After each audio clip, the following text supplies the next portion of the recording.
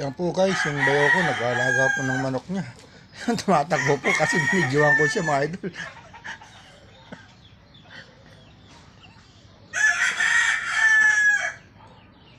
Yan po guys, yung kanyang mga alagang manok.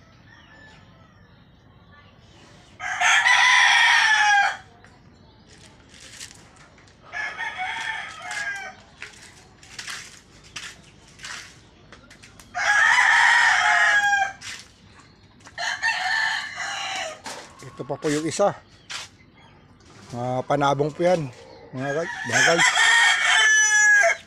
Ayun pa rin yung isa oh. Dami po niyan, mga kulungan. Ayun po yung utol kong isa oh. Yung bayo ko, yung mga kulungan nila ng manok. Dami po nilang alaga mga manok.